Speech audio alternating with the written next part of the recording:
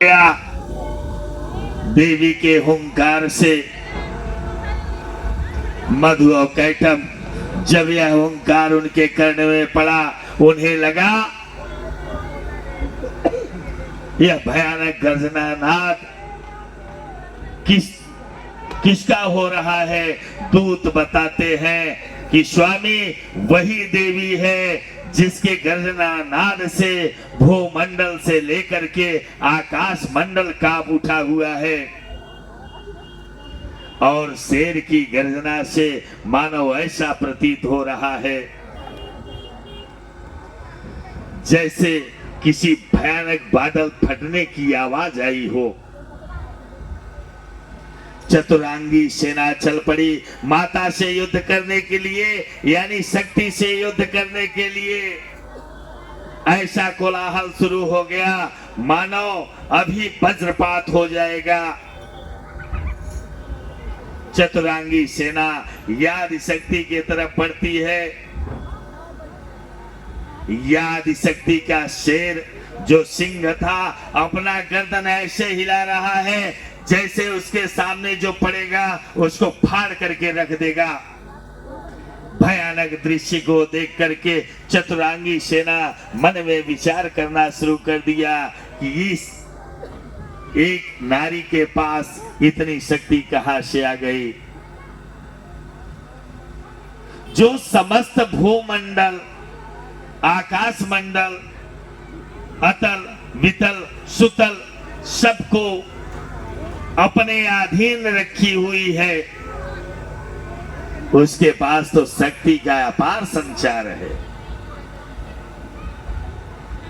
मधु और कैटभ की चतुरांगी सेना के पास जो शक्ति है उसी शक्ति के ही द्वारा तो शक्ति है। यह चतुरांगी सेना को नहीं समझ में आया और युद्ध करने के लिए कूद पड़े। कोई भाला फेंक रहा है, कोई तलवार चला रहा है, कोई गदा भाज रहा है, कोई बाणों से वर्षा कर रहा है। शक्ति के एक बाण से 1000 बाण बन जा रहा है।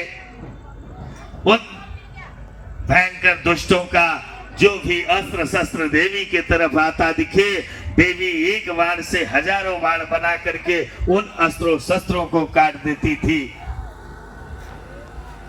सिंहनाद के गर्जना से भयंकर चतुरांगी सेना पीछे हो जाती थी, कभी आगे बढ़ती थी। माता शेर पे सवार हो जाती हो करके और अट्टहास गर्जना की। माता का शेर ऐसा उछाल मारा कि एक साथ कई राक्षसों का संहार कर डाला। किसी का पेट फाड़ दिया, किसी का थोबड़ा उधार दिया, किसी का बाजू पकड़ करके चबा डाला। सिंह का ऐसा तांडव देख करके चतुरांगी सेना मारे डर से कड़काहट से कांपने लगी और पीछे भागने के लिए उद्यत हो गई। मधु कैटभ के पास जाकर के कहती है कि स्वामी वो नारी नहीं है, वो तो सबकी काल है। उसके सामने जो भी जा रहा है क्षण मात्र में ही उसे धराशायी कर दे रही है।